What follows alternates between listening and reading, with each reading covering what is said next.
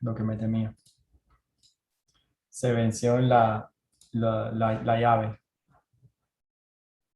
Ah, ya.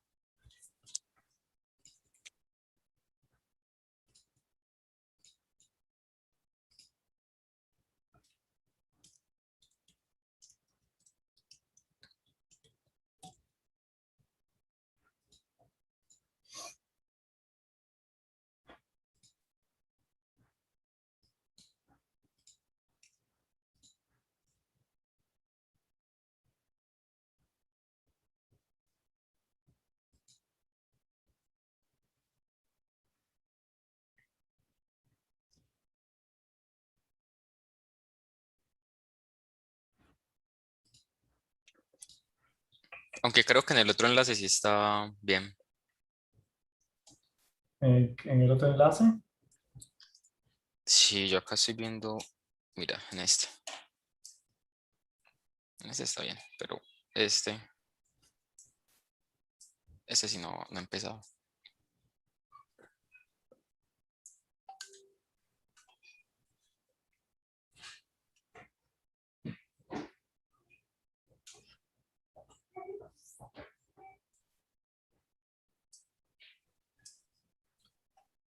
Hay uno que está en vivo.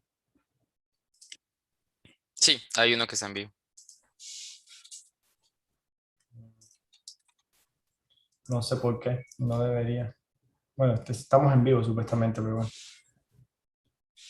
Bueno, vamos a ver qué pasó acá.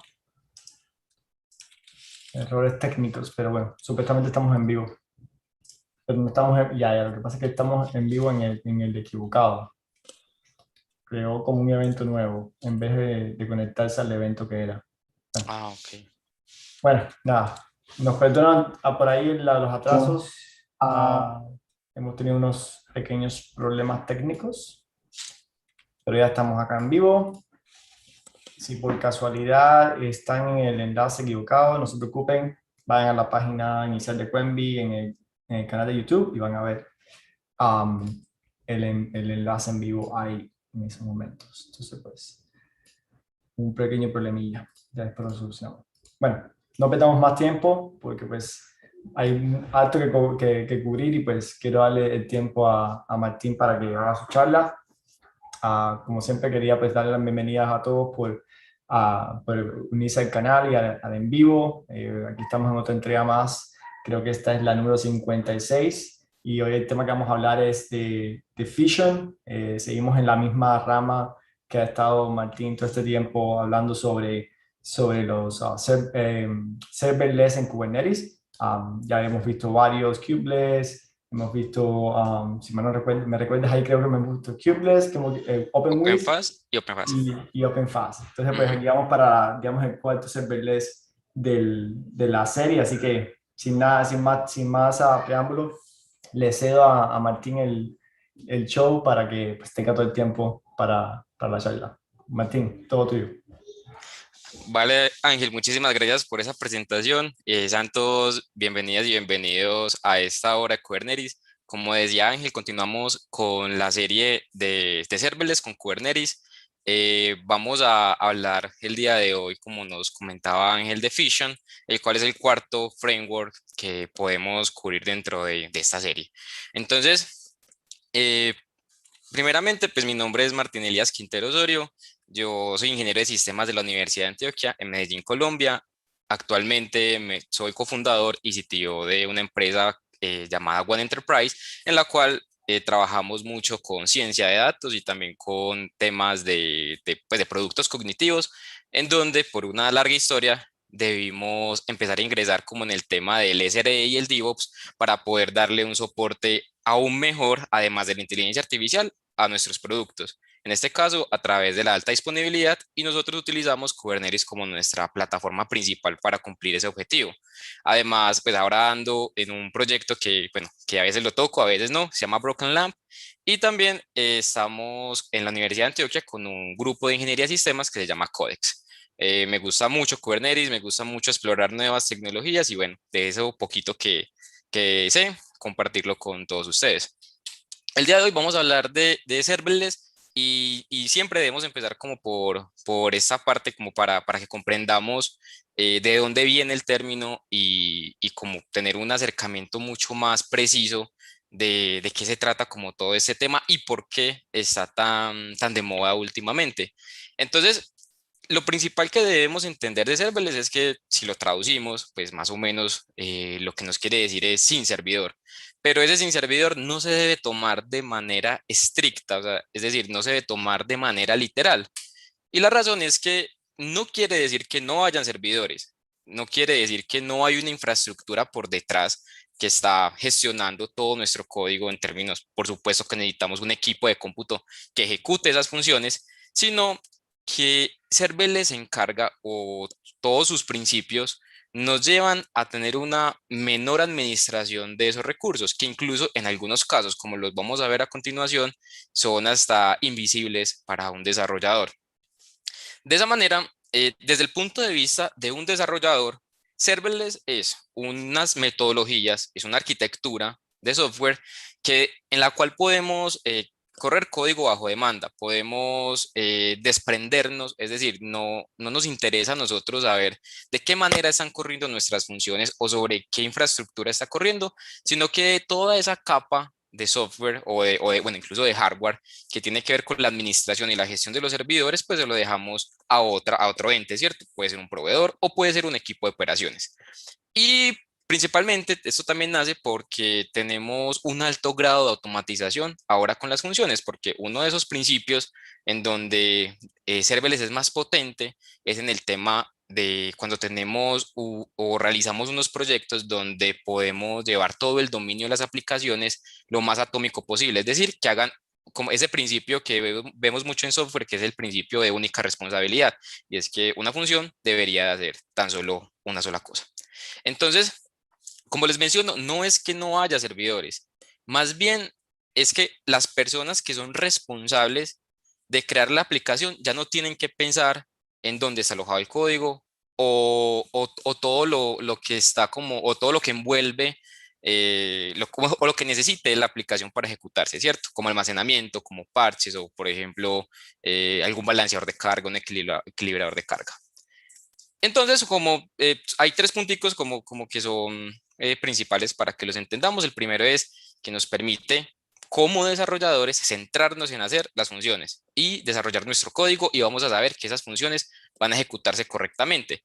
Son fáciles de gestionar porque, como les menciono, es el principio de única responsabilidad. Las funciones deben ser, pues, la idea es que sean sin estado, es decir, que en esa función tú no guardes en una base de datos o tú no tengas que de pronto en la misma función, en el caso, por ejemplo, del Machine Learning, a veces tenemos que cargar modelos y esos modelos son bastante pesados y tienen como un tiempo de carga. Entonces, que ese tipo de cosas no sucedan, ¿cierto? Y bueno, y ese es el tercer punto, que es recomendable que esas funciones no tengan estados. Entonces, en el contexto de serverless, la unidad más básica que vamos a poder comprender entonces es una función. Por ejemplo, en este caso, la función que estamos viendo en pantalla está escrita en Python y lo único que hacemos es hacer una petición bajo un método get a una API y esa API nos está trayendo una respuesta, la cual estamos retornando. En este caso, pues vamos a obtener la imagen de un perrito. En el mercado existen muchas alternativas. Yo creo que la que más podemos conocer es Lambda,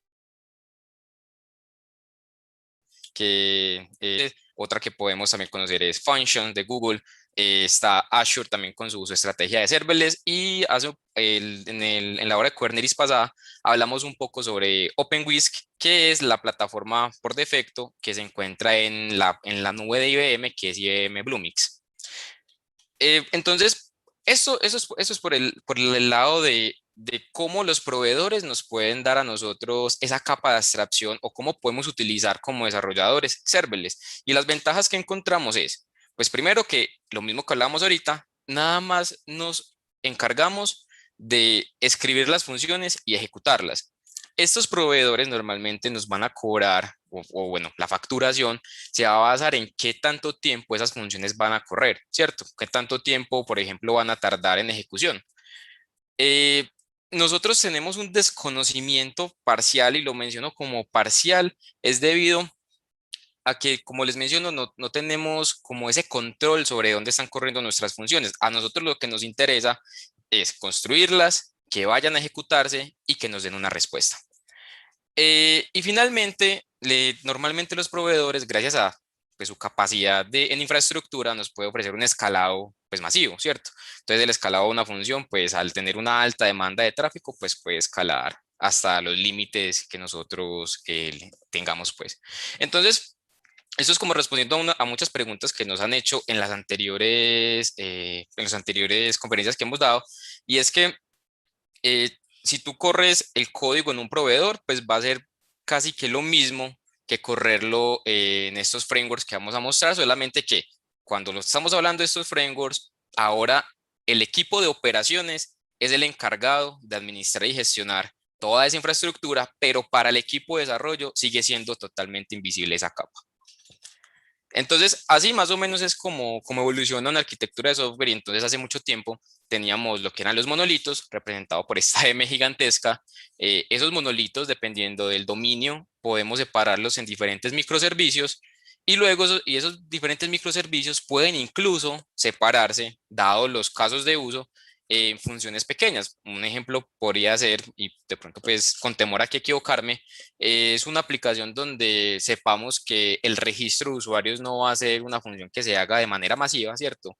Y fácilmente podría ser una función que está aparte, que simplemente tenemos el registro, ¿cierto? Al contrario de pronto de una función que sí tenga una alta demanda, como lo puede ser, por ejemplo, obtener los elementos de una lista, si estamos hablando, por ejemplo, de una tienda virtual.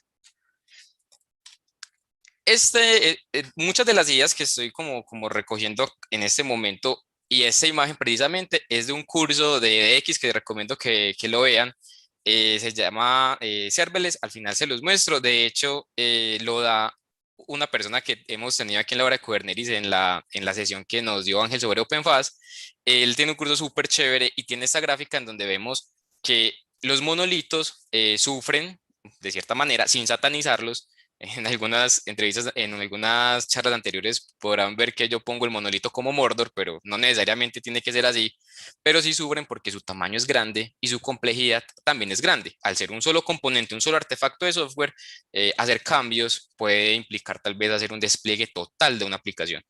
Por eso entonces habla de los microservicios. Ahora los microservicios están como en la mitad, entonces también un microservicio o puede convertirse incluso como en un monolito funcional, en donde tenemos un montón de cosas en el microservicio, pero también la idea es mantenerlos lo más mínimos posibles. Y al otro lado, en donde ya el conocimiento de esa infraestructura decrece casi que totalmente, es en la última parte, que son las funciones, que ese sería ya como el tema que tenemos de serverless. Otro concepto que uno puede ver muy común es que serverless normalmente en algunas partes lo podemos ver que algunas personas lo ponen como un sinónimo, una plataforma FAS. Realmente no son sinónimos. Serverless es como la tecnología, pero FAS es como la implementación de esas tecnologías, ¿cierto? Son como las estrategias de esa tecnología. Y aquí voy a devolver porque creo que olvidé, sí lo olvidé, y era que este ejemplo o esa analogía que tenemos acá, que es con Uber, me gustó mucho y dice, bueno, es explicando qué es serverless. Dice, si es dueño de tu propio carro, pues vos debes mantenerlo. Pues bueno, yo no tengo carro, pero supongo que tenés que revisar las llantas, la gasolina, en fin, un montón de cosas.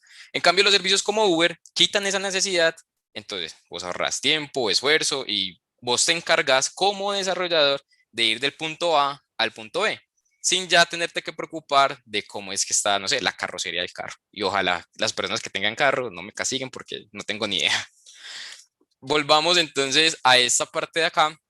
Entonces, ¿cómo evoluciona una arquitectura de software? En la experiencia que nosotros hemos tenido en Guane, esa historia ya la he comentado varias veces, empezamos con Docker y terminamos en Kubernetes, porque Kubernetes es una plataforma que es lo suficientemente flexible y robusta como para poder que nosotros implementemos y desarrollemos sobre ella este tipo de aplicaciones.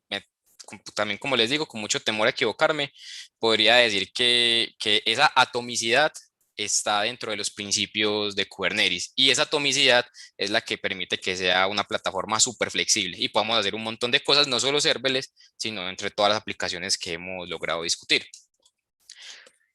Entonces, Eh, Aquí esta era como la diferencia respondiendo a esa pregunta que nos han hecho mucho y es como, bueno, y entonces, ¿cuál es la diferencia entre nosotros montar en nuestra propia instancia de Kubernetes una infraestructura o un framework como OpenFast, OpenWhisk, Kubeless y todas estas, a yo tener que nada más decirle a Amazon o a Google, vea, ejecúteme esta función?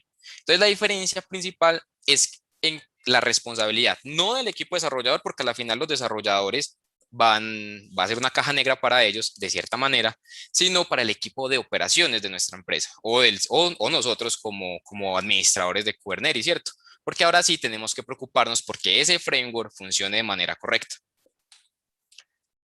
Entonces, de ese mismo curso que les menciono, que estábamos como revisando, digamos que estos punticos me gustaron mucho porque, bueno, como todos sabemos, o bueno, para de pronto para las personas que no conozcan mucho Kubernetes, un pod es la unidad mínima dentro de Kubernetes y un pod es, pues se comprende de uno o más contenedores. Normalmente, pues la relación la mantenemos uno a uno, excepto unos casos como pueden ser los sidecar, que son contenedores que acompañan a otros contenedores.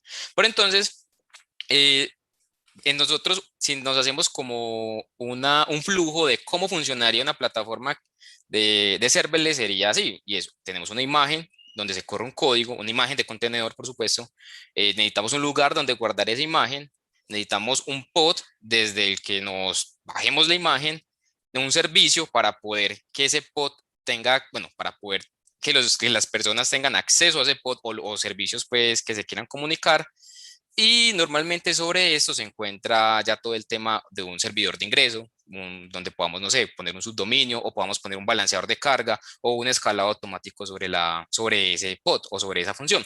Pero entonces, si lo miramos de cierta manera, podemos entonces asociar que sobre un pod puede correr una de estas funciones y por eso les decía que Kubernetes es un lugar muy bueno para hacer este tipo de aplicaciones porque es como si estuviera diseñado para eso, o mejor dicho, está diseñado para eso.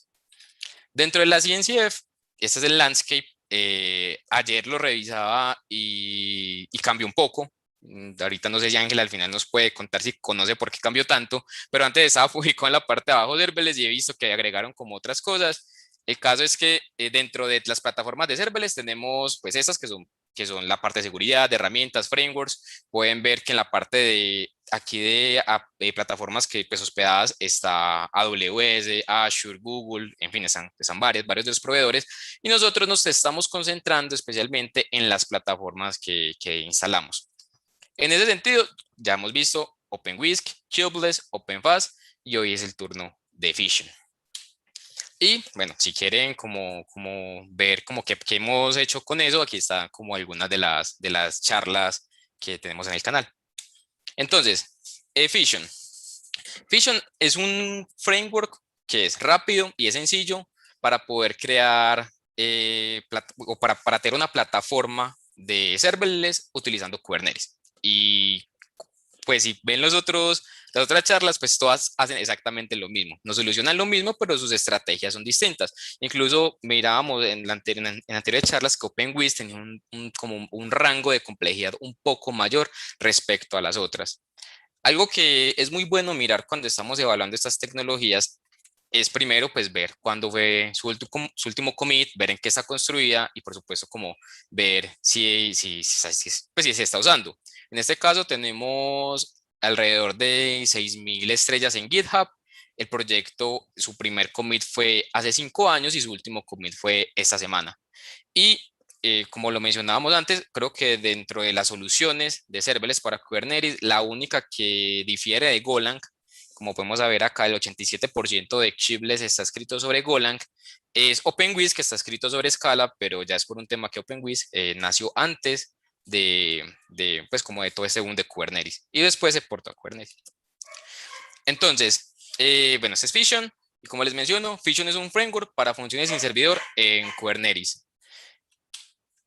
Y bueno, y Fission, pues como que nos puede ser como atractivo de Fission? Entonces tenemos algo que se llama el contenedores warm o calientes o calienticos y también hay unos contenedores que se llaman en frío. Entonces, como lo expongo allí, Fission mantiene un conjunto de contenedores warm que contiene como un cargador dinámico en donde se va a ejecutar nuestro código. Esto es muy bueno porque normalmente en algunas plataformas, cuando necesitamos que se ejecute una de esas funciones, bueno, o una de las soluciones es que se cree un nuevo contenedor cada vez que llamemos a esa función. Entonces hay un pequeño retraso entre el llamado y la creación del contenedor, que en donde pues sufre no sé, nuestra latencia, por ejemplo, si tenemos alguna función. Y más, por ejemplo, como les menciono, si es una función que tiene un alto componente de carga computacional. Por ejemplo, una predicción de algún modelo de inteligencia artificial.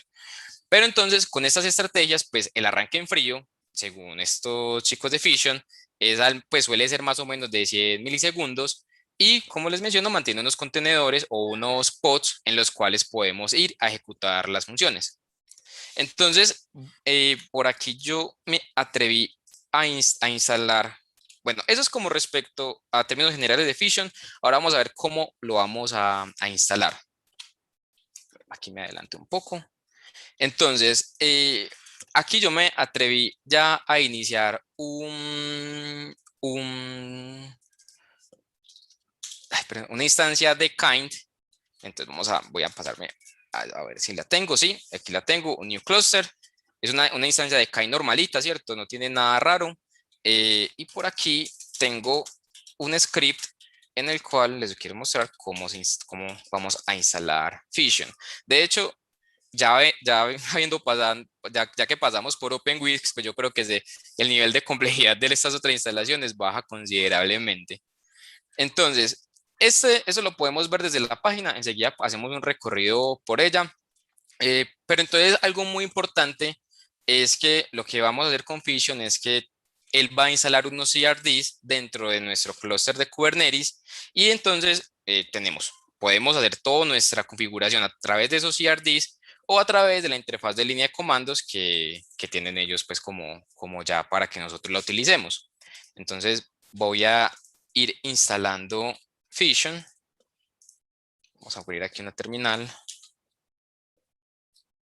Aquí simplemente voy a instalarlo. Como les digo, simplemente estamos descargándonos el repositorio, agregamos un Helm y ese Helm lo instalamos. Y en la interfaz por línea de comandos también nos descargamos el binario y lo pasamos a esta ruta pues para tenerlo disponible en nuestro usuario. Entonces vamos a instalarlo, él ahí lo empieza a instalar y yo por aquí en Lens voy a reconectarme. Esperemos un momentico a ver si se reconecta acá la configuración. Debería. Me hizo quedar un poco mal, yo creo. Venga, yo me vuelvo a conectar.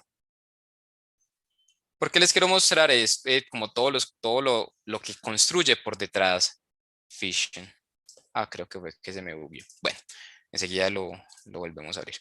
Mientras tanto, mientras se crea mientras instalamos el Helm, vamos a ver una última partecita dentro de la presentación para pasar a los ejemplos, donde acá hay tres componentes que son claves en Fission y son las funciones, por supuesto, como unidad como básica dentro del entorno, los ambientes y los triggers o los disparadores. Entonces, ¿cómo es más o menos? Y lo vamos a ver a continuación, cómo funciona Fission. Primero debemos proporcionar un ambiente donde van a vivir nuestras funciones.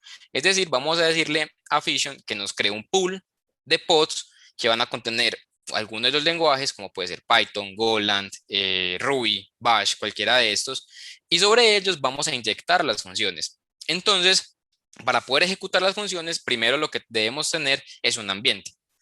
Luego, para poder que esas funciones sean accesibles o por algún cliente, siendo un cliente o una persona o alguno de los otros sistemas, entonces debemos accionarlo a través de un disparador. Y estos disparadores pueden ser a través del protocolo HTTP, ¿cierto? A través de algún request o, por ejemplo, también podemos conectarlo hacia algún tipo de estos sistemas por mensajes, como es Kafka o NATS, creo que se llama el otro. Pero entonces, algo también muy interesante es que con Fission podemos también acceder a eventos que pasen en nuestro clúster. Entonces, podemos tener acciones o funciones que reaccionen a algunos eventos. No lo he explorado mucho, pero supongo que si se cae un nodo, poder avisar, no sé, algún canal de Slack como, hey, ese nodo se te cayó, ¿cierto? Algo así podría como ser algo práctico que podríamos como mirar.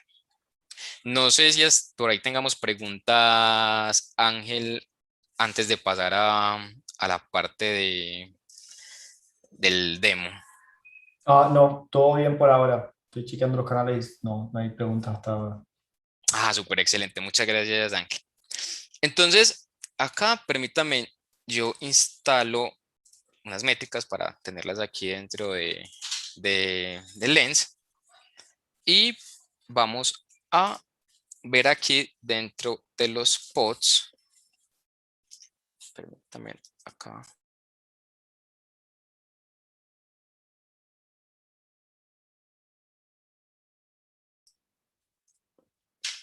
Listo. Aquí aquí están viendo mi pantalla, ¿cierto? ¿Están viendo Lens?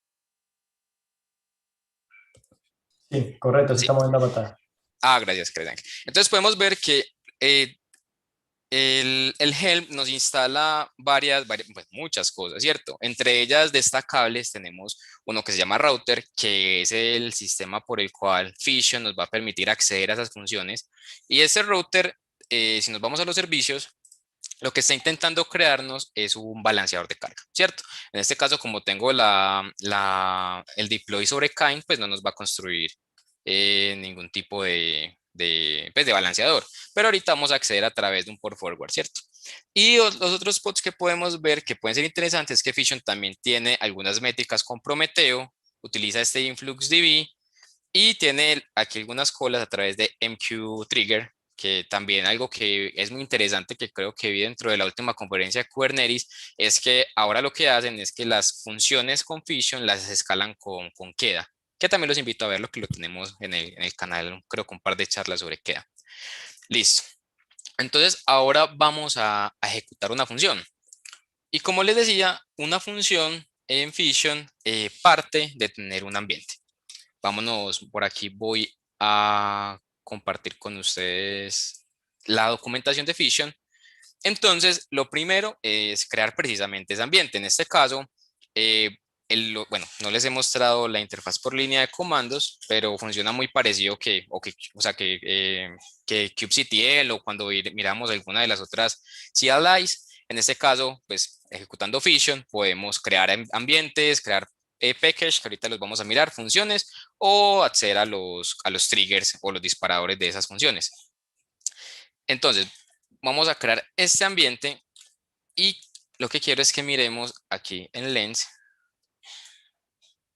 que al ejecutar esta acción, entonces lo que nos va a hacer Fission por defecto es que nos está creando tres pods con el ambiente que ya que acabamos de hacer, que en este caso era el ambiente de Node.js. Entonces, él va a tratar de mantener estas tres réplicas y si nosotros le ponemos algún tipo de configuración en la cual le exijamos que tenemos un máximo o un mínimo, o pues alguna métrica donde queramos observar el escalado como la CPU o la memoria, también lo podemos hacer y él va a escalar estos pods en función de esa métrica. Entonces, bueno, aquí ya tenemos entonces nuestro ambiente, que era la primera parte que necesitamos para poder ejecutar código. La segunda parte entonces es la función como tal. Entonces vamos a abrir aquí Visual Studio Code y vamos a crear esa función. Yo creo que ya la tengo. Tengo una por acá, que es este Hello.js. Y este Hello.js es una función anónima, es decir, no tiene nombre en JavaScript. Y lo único que nos va a hacer es retornarnos un Hello World. Entonces volvamos a Fission para ver cómo creamos eso. Ahora, si escribimos el comando Fission function create, le ponemos un nombre a la función, estos flags son súper importantes de ponerlos tal cual, le decimos dónde está nuestro código y cuál es el ambiente en donde queremos que ese código se ejecute. Vamos a crear ahora una función, lo tenemos por acá. Ahora la función se creó, vamos a ver si eso es cierto, entonces Fission fn list, aquí está la lista de funciones, ya tenemos la función llamada hello, y algo que me parece como interesante como a destacar es que no se vio afectado por ahora ninguno de los pods, como sucedía con alguno de los otros frameworks que ya habíamos visto. Es decir, cuando creamos una función, se creaba una imagen de ese contenedor y ese contenedor pues pasaba a ser un pod dentro de nuestro sistema. Y si no estoy mal, creo que con todas hasta ahora sucedía de esta manera. En este caso, lo que va a intentar hacer Fission es inyectar el código sobre este concepto que ellos llaman un ambiente. Nosotros podemos testear esa función. Pero entonces aquí nos proponen es, bueno, vamos a crearle un trigger en HTTP donde vamos a hacer un get hacia esta URL a ver qué nos responde. Entonces vamos a ejecutarlo. Este es como algo especial un componente especial que simplemente lo que va a hacer es crear un trigger de tipo HTTP. Entonces vamos a ejecutarlo. Vamos a ejecutarlo por acá. Entonces ahora podemos acceder a la función. Sin embargo, como estoy utilizando Kind, pues no tengo acceso, bueno, sí tengo, pero no tengo como algo directo, un node por un balanceador de carga. Entonces, para eso voy a hacerle un port forward a ese servicio que, como sabemos por defecto, Kubernetes en un servicio, pues crea el cluster IP. Ya está listo para nosotros. Entonces, aquí ya estoy en el namespace de Fission y aquí está el servicio al cual le voy a hacer el port forward. Entonces voy a hacerle un port forward. Voy aquí a decirle, bueno, estoy utilizando Lens y K9S, que son dos herramientas que, pues, que me gustan mucho como para agilizar un poquito, como es más gráfico, ¿cierto? Que estar de pronto con los comandos, pero el lenguaje que se utiliza en ambas es exactamente igual, ¿cierto? Son los mismos conceptos. Entonces aquí vamos a HTTP, porque estos son los puertos que tiene expuesto ese servicio. Aquí es el HTTP 8888 en mi localhost en el puerto 8080. Aquí ya tengo un port forward y vamos a ir entonces al localhost 8080. Ahí ya está listo como tal el port forward y no recuerdo cuál fue el nombre que le di a la función. Permítame por acá. Yo lo vuelvo a ver. Le dijimos que iba a estar sobre el endpoint hello. Entonces vamos a decir hello y él nos responde con el hello world, ¿cierto?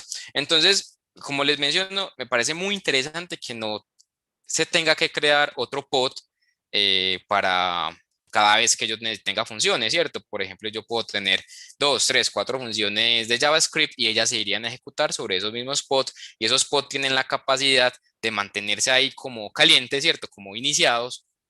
Y si hay que crear un nuevo pod, pues la carga de ese nuevo pod, como respondiendo a la demanda que podamos tener en tráfico, va a empezar a escalarse y, pues, y ese arranque en frío va a tener como un tiempo corto, ¿cierto?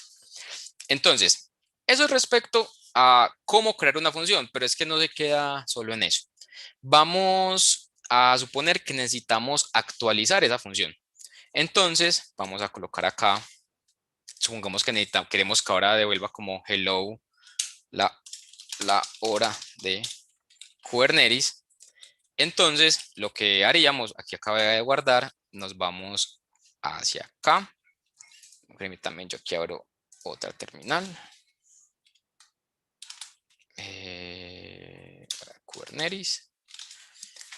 Y ahí está hello. Y lo que haría sería decir fission, fn o function, update. Le diría el nombre de la función que quiero actualizar, que era hello. Y vamos a decirle que es es esa parte de hello.yes. Listo. Ahí se actualizó la función. Si nos vamos de nuevo aquí al lens, no pasó absolutamente nada, ¿cierto? No se creó ningún pod, no cambió nada. Ahora vamos a ejecutar acá. Y como cosa rara me hizo quedar mal. Yo miro cómo es el comando de actualización. Creo que te faltó el flag de code. Sí, tienes toda la razón. Sí, me faltó el flag de code. Acá es correcto. Muchas gracias, Ángel. Y acá entonces al ejecutarlo, ahora sí dice hello la hora de Kubernetes. Entonces actualizar pues resulta ser un poco más flexible, ¿cierto? Un poco más amigable que tener que esperar tal vez, o bueno, antes miramos que habían estrategias que son realmente un poco más complicadas para resolver algo como actualizar nada más una línea, ¿cierto? Súper. Listo. Entonces esto no se queda acá. Hay otro componente dentro de Fission que se llama el Fission Builds. Y los builds son contenedores que lo que van a hacer es construir todos los paquetes externos que necesiten nuestras funciones para poder correr. Por ejemplo, en Python podemos hablar de instalar Flask o Request o en Node.js, por ejemplo, una biblioteca como lo puede ser Express.js, ¿cierto? Entonces vamos a ver cómo se haría eso. Entonces, si nosotros entramos aquí a Fission y buscamos, por ejemplo, Python, Fission nos dice cuál es la manera en que debemos construir toda la función para poder instalar estas dependencias o estos paquetes que son externos. Entonces, y bueno, y para cada lenguaje, pues va a tener su manera de hacerse. En este caso, para poder realizar esto con Python, lo que tenemos que hacer es crear un script que se llama build.sh y dentro de build.sh ponemos como el traditional pip install. Y ya con este build.sh lo que hace Fission es que manda hacia ese pod que está destinado a construir la aplicación, instalar las aplicaciones. No estoy muy seguro cómo funciona internamente, pero lo que sí va a hacer es inyectar ahora tu código y los paquetes que necesitas dentro de ese otro contenedor o dentro de ese otro pod donde, pues que llamamos que es el ambiente. Entonces vamos a hacerlo. Tenemos acá dentro de source package un build.sh, un requirements.user. Yo por acá quería utilizar mi funcioncita que se llama doc. Y doc lo único que hace es ir utilizando el paquete de request, va hacia acá. Y les quiero mostrar esta API que es una que utilizamos mucho como para hacer ejemplitos en la empresa. Y esta API lo único que nos hace es retornarnos un mensaje y este mensaje no es más y nada menos que unos perritos, ¿cierto? Entonces eso nos retorna la imagen y nosotros pues ya pues muchas de las pruebas técnicas que hacemos las hacemos con esta API que está chévere para probar. Entonces vamos a seguir los pasos que nos dicen. Voy a entrar aquí a donde tengo la función, que sería dentro de esto del paquete de docs. Ahora, bueno, el contenido de este user no nos interesa. Tenemos ya nuestro build SH. Entonces, vamos a ver qué tiene ese build SH. Entonces, simplemente estamos instalando el paquete de esta ruta que ya vamos a suponer que Fission ya lo tiene como preestablecido. De hecho, no ponen otra opción. Y fíjense que al final, después de hacer la instalación, lo que hace es que toma toda esta carpeta, que es el source package, y hace un CP hacia algo que llama deploy package. Entonces, por eso me hace pensar que estamos en un lugar como instalando todo lo que necesitamos y ese código después es inyectado directamente hacia uno de estos pods que le llamamos de ambiente. Pero entonces no se queda solo ahí y nosotros necesitamos decir sobre qué ambiente se va a correr, pero también ese ambiente va a tener asociado un builder. Y algo que ahorita les comentaba es que podemos decir como algunas métricas sobre esos ambientes. Y por ejemplo, en este caso, las métricas que se van a utilizar para poder también hacer el escalado es que el mínimo de CPU va a ser 40 y el máximo de CPU va a ser 80 y esto está dado en milicores. Y también pues están los límites de memoria y este pool size es pues, la piscina de pods que habíamos visto por acá que por defecto está en 3 y por eso nos creo acá 3, bueno, acá hay un poco más, pero ahorita bueno, sí, ahorita hace un momento habíamos visto que estaban estos 3, aquí sí están.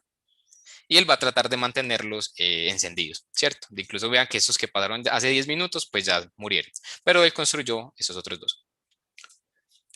Vamos entonces a construir este ambiente que convenientemente también es de Python. Vamos a hacerlo desde acá. Vamos a crearlo. El pool size de 2. Si vamos a lens, acá se deberían de estar creando los ambientes. Estos son los de Python. Y aquí está el builder. Y vamos entonces a seguir con la guía, con lo que nos dice. Y entonces ahora nos dice, bueno, ahora todo ese paquete que usted tiene ahí, por favor, métalo en un archivo comprimido, ¿cierto? Y este archivo que vemos acá, que es el init.py, es para poder que esta carpeta Python la tome como módulo y la podamos llamar ahorita desde Fission. Entonces, vamos a comprimir esta cosita. Bueno, ya aquí yo ya lo había hecho, que es zip.docs. Entonces ya aquí queda el archivo comprimido, pues .zip para docs. Y ahora entonces vamos a crear esa función a partir de ese archivo comprimido. Ahorita, como nos ayudó Ángel, teníamos un menos code y ese menos code pues directamente le mandábamos el archivo con la función, pero en este caso como pues digamos que en la mayoría de los casos vamos a tener que instalar como aplicaciones extras, ¿cierto? O paquetes extras, entonces es necesario hacerlo de esa manera porque es el mecanismo que Fission tiene para poder instalar paquetes de terceros, por así decirlo. Entonces vamos a crear la función y muy importante es decirle el punto desde donde va a hacer como la instalación o el SH de la construcción.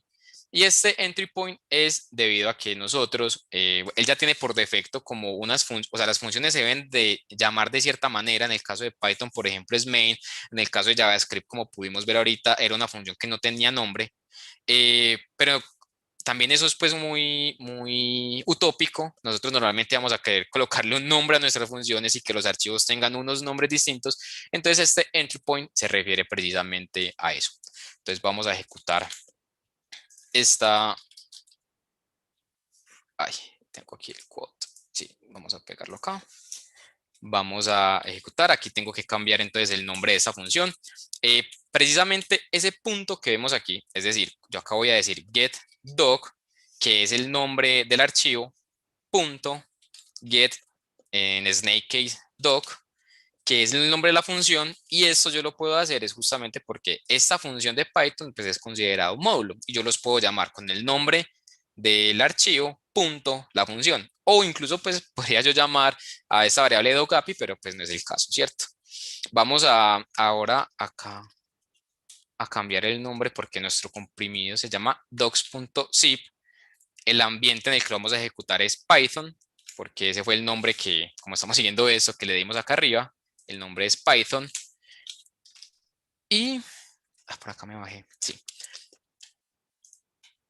Y el nombre de la función, pues dejémoslo como HelloPy, no hay problema, para seguir como con la guía.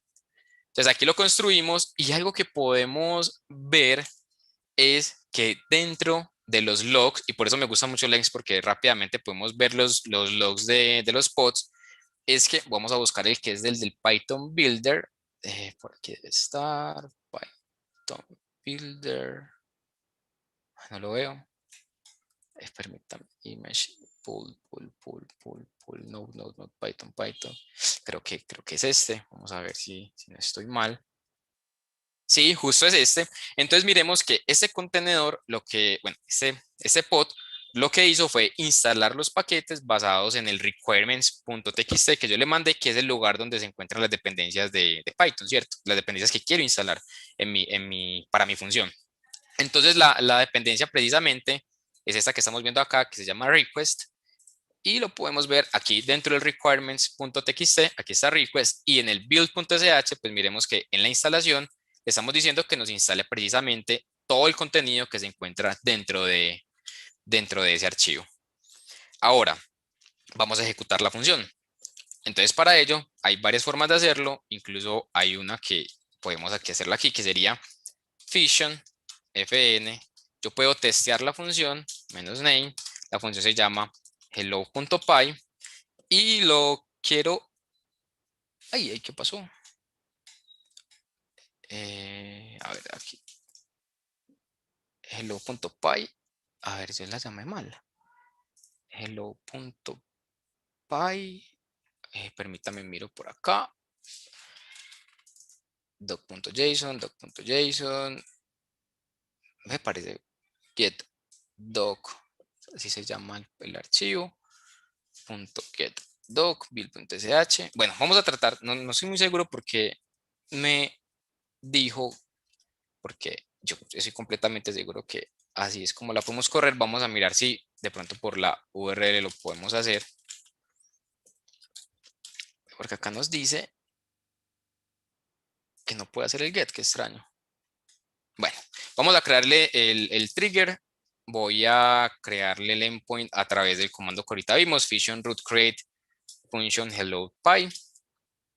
Ahí se crea. Como tengo todavía el por forward, entonces vamos a ver, o si no fue que se explotó algo dentro del código. Vamos a ver. Ahí en teoría se debería estar ejecutando el llamado. Y sí, no sé por qué no funcionó pues con el test, enseguida lo podemos revisar, pero entonces fíjese, vamos a ir al código pues para entender qué se está haciendo. Estamos trayéndonos, estamos haciendo un get a través de request. Ese get nos trae una información, ¿cierto? Que es el body o el payload que nos responde la API. La API trae dos campos que son mensaje y la fecha en que yo hice el llamado, y al final pues yo puedo retornar ese mensaje, y ese mensaje es simplemente un string.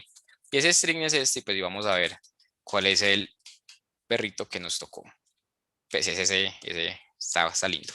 Entonces, de esta manera, fíjense cómo hemos ya visto dos cosas muy importantes. Primero es, por supuesto, cómo vamos a desplegar una función, cómo se puede acceder a esa función, cómo puedo construir dependencias para que mis funciones corran. Y Fission, seguro no lo vamos a poder abarcar ahorita, pero lo que sí tiene es que incluso puedes crear funciones como paquetes, y esos paquetes puedes llamarlo dentro de otras funciones. Es decir, como teníamos como les mencionaba, en Python un módulo es el nombre del archivo punto, bueno, normalmente punto, la función. Entonces, si yo tuviera otra función y yo quisiera llamar ese paquete, también lo puedo hacer con Fish. Entonces, ahí ya uno puede hacer miles de locuras, ¿cierto? Miles de cosas, porque es como si tuvieras una aplicación, o como si todo el enfoque fuera súper atómico, que precisamente es todo el principio de serverless, ¿cierto? Entonces, acá quiero que viajemos un poco por otras dos cositas muy importantes que me parecieron o que me gustaron de Fission, y son, permítame por acá se los muestro, son esa forma en cómo, si nosotros queremos mandar información a través de la URL, por el diseño que tiene Fission, no lo podemos, bueno, en el momento de la captura, no lo podemos hacer como en algunos sistemas, que decimos simplemente como, bueno, me llegó la petición, entonces ese objeto punto los parámetros, sino que en este caso Fission lo que hace es enviar todos esos datos a través de estas cabeceras. Entonces, por ejemplo, cuando miren que esta es la misma manera o muy parecida al trigger que estamos creando con el enrutamiento, que es la forma, como les digo, en vez de ese trigger puede ser, por ejemplo, que vamos a consumir una cola de Kafka o una cola de NATS, creo que se llama, o el otro sistema. Y este tenemos entonces, en este caso es una biblioteca, queremos obtener, bueno, un nombre y la edad, y lo queremos por parámetros. Pero en el caso de Fission debemos hacerlo, obtener esos parámetros a través de las cabeceras, pero entonces pues empiezan a hacer detalles que ya hay que cubrir, pues si empezamos a utilizar este tipo de frameworks. Y otra cosa que también es súper chévere, entonces, son dentro de los triggers. Por aquí está. Otra cosa que me gustó también es la documentación, así se llama NATS, es la Elías, documentación. Dime, Ángel. espera, una preguntita que me surgió aquí es que Claro. Fission, la verdad, no lo he visto en años desde que empezaron. Entonces, pues, estas cosas son nuevas completamente para mí. En el caso de lo que estaba mostrando hace un momentico, eso es para cuando son peticiones de tipo GET. Pero en el tipo POST, también los manda como cabeceras, toda la información. Digamos, si yo tengo que mandar un JSON a una función, o sea, un POST, ¿no lo tienen por ahí? Ese no lo tengo por ahí, Ángel, te lo quedo. No, pero miremoslo. Ese no lo alcancé a explorar, pero vamos a mirar acá dentro de la documentación a ver cómo es. Porque si así es el get, uno supondría que también el post debería hacerse de manera como especial. Ven y miremos, porque si ese es a través del get, porque me parece que el post sí se hace de manera, vamos a buscar, Fission post, por ejemplo, con Python.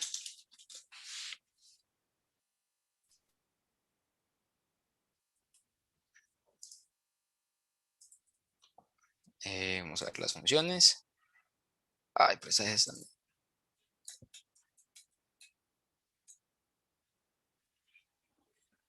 No, sí, Permí- ¿Cómo, Ángel? Perdón. esa es en Go, esa la pole, pero no sé si dice ahí. Creo que lo que está tomando la palabra post es como si fuese un post de un blog, más no una. Ah, ah, ok, ok. No, no importa, igual no quiero robarte Ah, mucho. bueno. Esa Ah, es la pregunta. Y la. Mira, ahí está la del body, mira ahí. sí, aquí está la del body. Pero entonces, mira, el body sí lo mandas normal, pareciera ser. Normal. Ujú. Como si fuese un string completo, ¿ves? Hay que hacerlo como Sí, un stringify, ok. exacto. Yo creo Ah, que ya es más como para, yo creo que el lío, si no estoy mal, se encontraba era con la forma en que ujú, resuelve la parte del enrutador. Pues en el enrutador, pues en el URL de las ya, funciones, ya, más ya. no en la otra parte. Pero igualmente voy a buscarlo y seguramente lo escribo en algún comentario luego. Aquí hay una pregunta en YouTube de Steven, que de hecho es la misma pregunta que te iba a hacer ahora. Porque me acuerdo que en Fission, o sea, antiguamente, estoy hablando como casi como 3 años y algo, eh, no tenías la opción de tener tu propio ambiente. O sea, ellos nomás que te daban o Node.js, Python y creo que Java y ya. O sea, no tenías más opciones. Entonces aquí me está preguntando Steven que si uno puede especificar la versión del ambiente a ejecución, esa es una parte de la pregunta y yo le agrego otra parte que es, yo puedo especificar mis propios lenguajes que quiero trabajar, por ejemplo, puedo crear un lenguaje para, no sé, Scala o Haskell o algo así. Sí, precisamente ya es bastante extendible y vos Ok. puedes, o sea, incluso puedes modificar los que ya tiene Fission, ¿cierto? Que era el PyM que miramos ahorita o el NodeM, o vos puedes proporcionar pues tu mismo contenedor, ¿cierto? Tu misma imagen con el lenguaje que tú más, el que gustes, ¿cierto? Siguiendo pues como la guía que ellos te proporcionan. Eh, por aquí creo que lo podemos ver. En algún momento, como te digo, la documentación a mí me parece súper chévere. Environment. Creo que lo pasaste abajo, abajo. Sí. Create Ah, environment. mira, create an environment. Pero ese creo que es más crear desde el punto de vista de crearlo.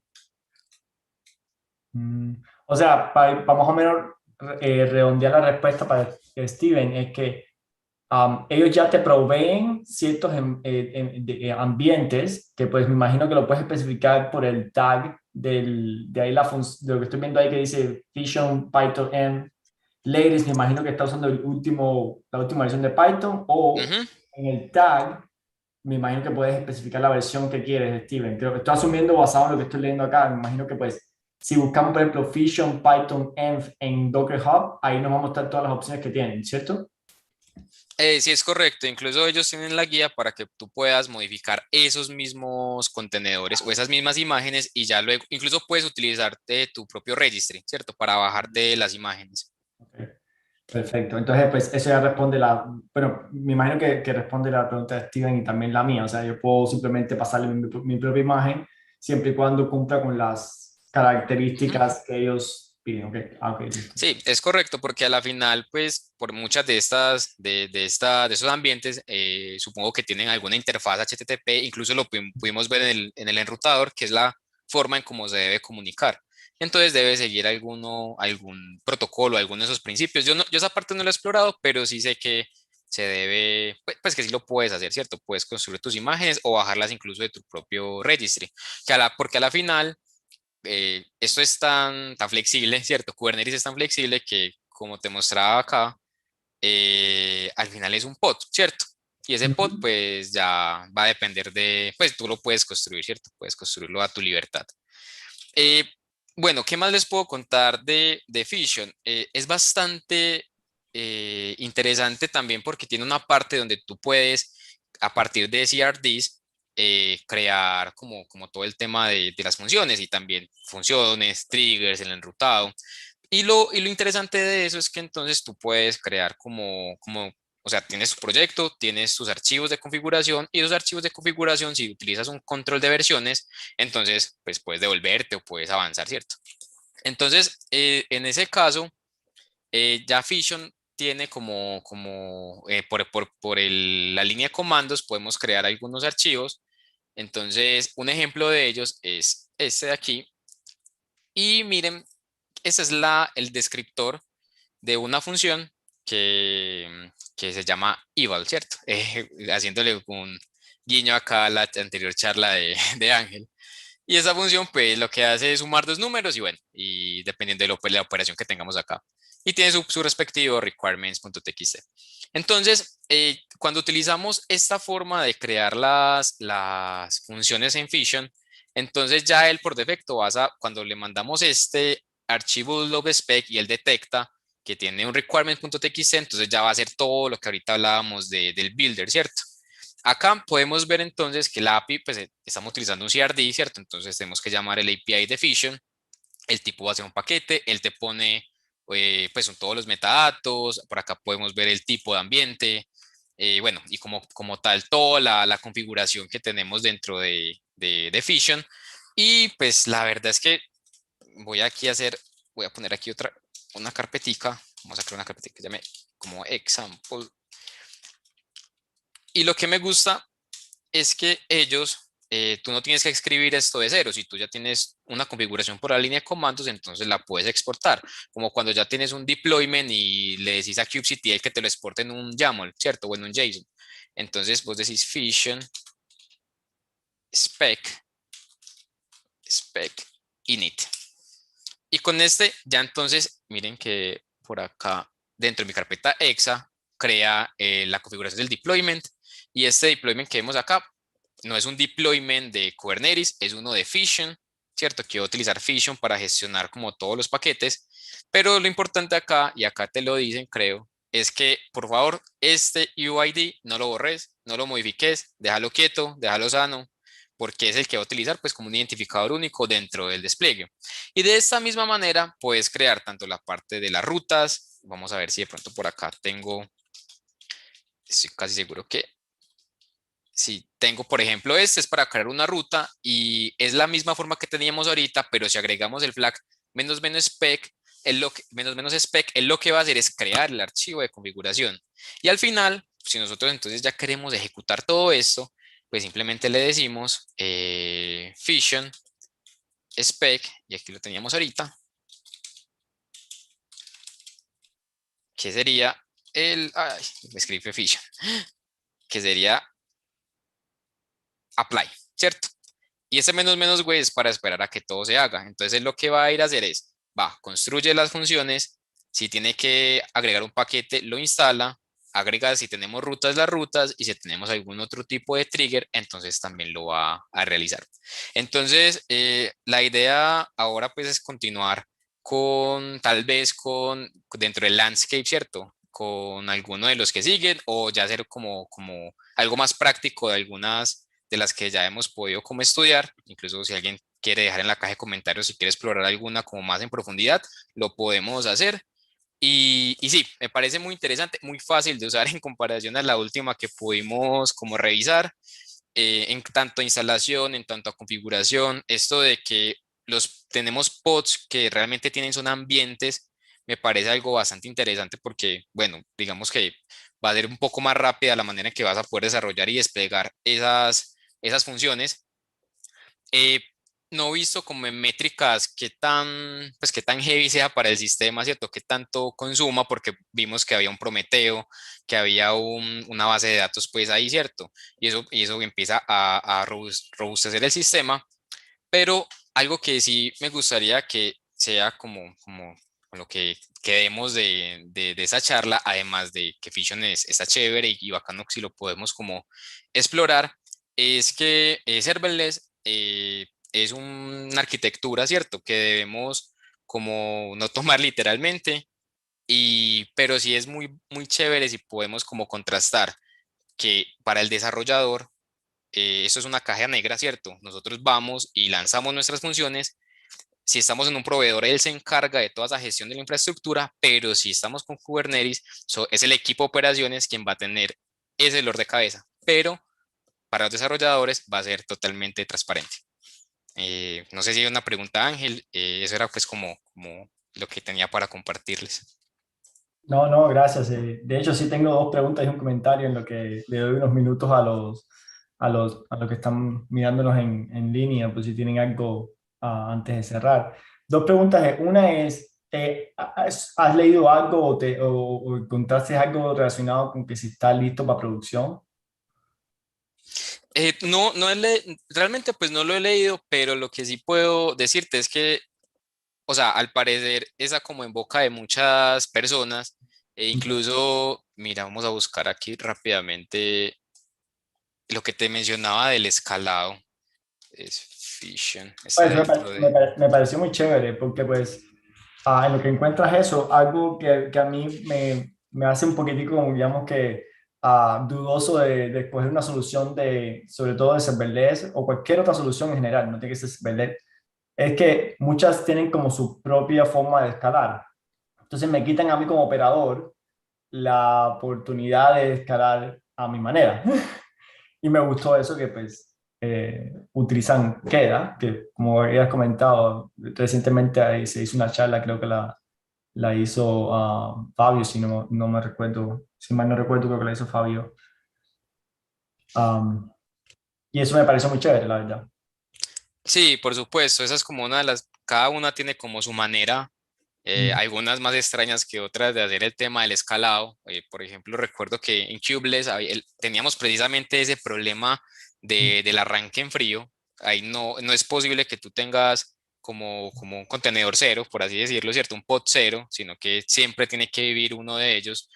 Y lo mismo, o sea, cada una, creo que no está como muy estandarizada la estrategia, ¿cierto? ah, De cómo esas plataformas funcionan, pero son diferentes soluciones que a la final intentan resolver el mismo objetivo. Esa era la charla que te comentaba, creo que es reciente, sí, sí, sí, hace un par de semanas. Sí, es reciente.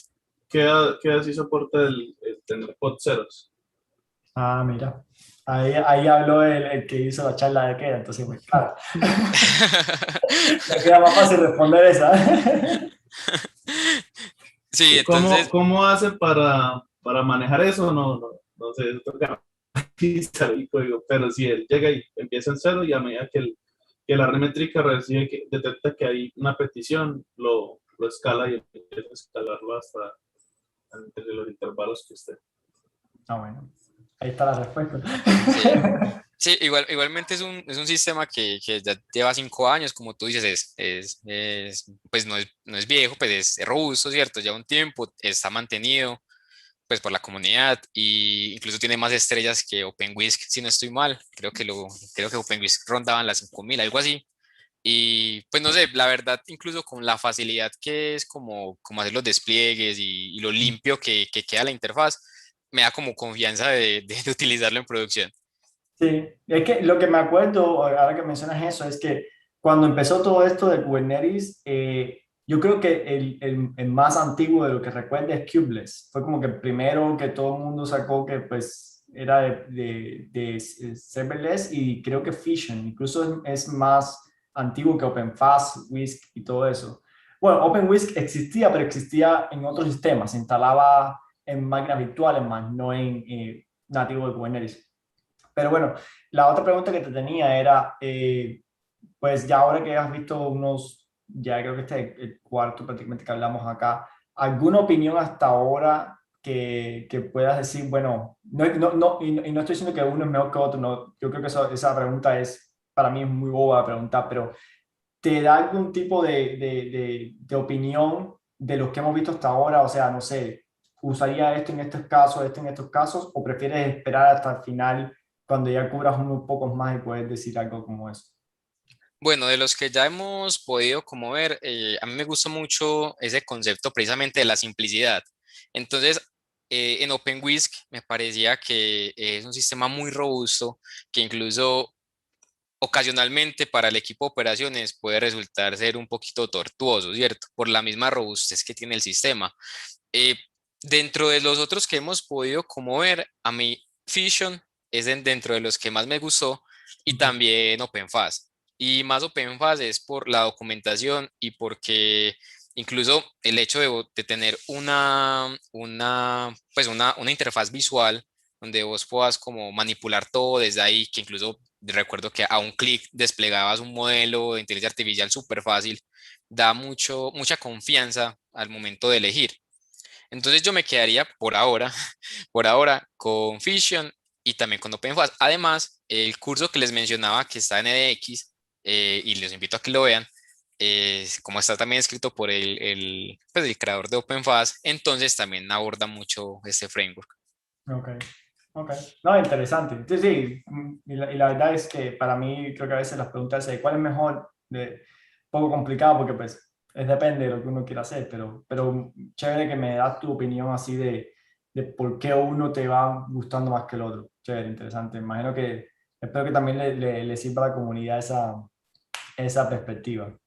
Bueno, pues yo no tengo más preguntas, no veo otras preguntas en el canal, entonces pues me imagino que ya podemos ir cerrando. Pues como siempre agradecerte Martín por el tiempo que nos das y por compartir tu conocimiento con la comunidad, sobre todo esto que uno se pone a buscar, como siempre decimos, toma tiempo, solamente prepararse toma tiempo, aunque parezca que un poquito simple cuando lo hacemos acá, no lo es. Entonces pues nada, invitarlos al próximo jueves también. Creo que le toca a Alvin. Alvin por ahí nos tiene uno preparado.